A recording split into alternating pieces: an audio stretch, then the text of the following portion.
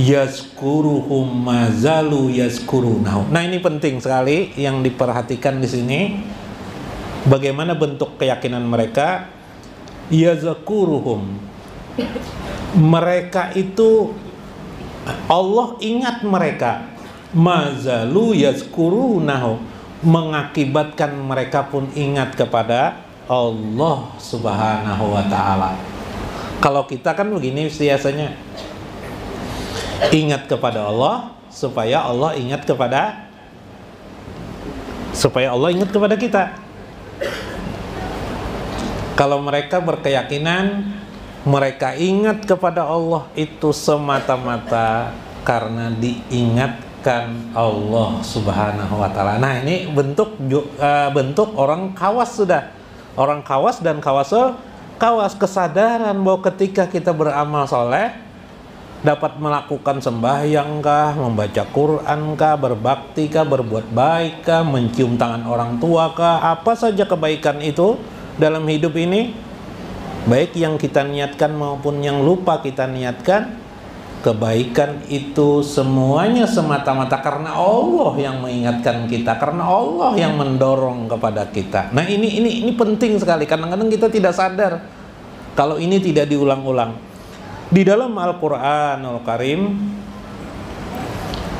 fazkuruni azkurukum. Ingatlah kepadaku, azkurukum.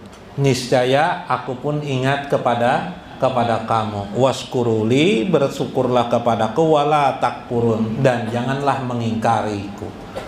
Begini, ayat ini bahasanya apa? Fazkuruni azkurukum. Kebanyakan kita memahami adalah ingatlah kepada Allah. Ayo ingatlah kepada Allah. Begitu kan? Supaya Allah mengingat kepada kita. Sesuai firman Allah dalam Al-Quran surah Al-Baqarah 152.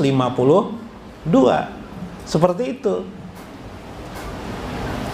Tetapi ayat Al-Quran kan tidak satu.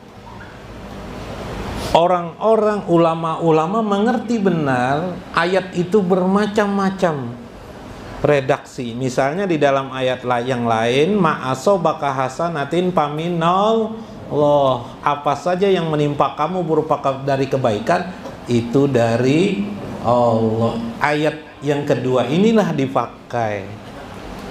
Sebaliknya ayat ini dipahami berarti dengan mafhum. Dengan mafhum muwafaqah bisa, dengan mafhum yang terbalik, nah, mafhum mukhalafah bisa. Mafhum muwafaqah, ingatlah kepada Allah, niscaya Allah ingat kepadamu. Mafhum mukhalafahnya, dengan mengingat Allah itu berarti Allah lah yang mengingatkan kepadamu. Itu maksudnya. Bagaimana kalau ingin memahami dalam satu pengertian saja? Setiap kita ingat berarti Allah ingat kepada kita. Ya, boleh enggak? Boleh. Itulah yang disebut dengan kelas awam namanya. Nah, ya lah itu. Kan enggak apa-apa, jangan disalahkan orang. Ini berdasarkan Al-Quran, Al-Quran surah Al-Baqarah ayat 152. Kita memang kita yang harus mengingat kepada Allah. Ya, betulkan aja, enggak ada masalah. Karena ngapain Anda berdebat dengan orang awam? Sama kalau ada anak SD, jangan didebat. Nggak usah didebat, kasihan dia. Ya kan, susah bener. Sama saya ceramah nih, di belakang saya ada gambar siapa nih? Gambar Syekh. Ya kan, ada Syekh Sekumpul, ada Syekh Abdul Qadir Jalani. Kenapa gambar itu terus dipajang? Nggak boleh Gajar. Kenapa? Ada masalah apa dengan gambar?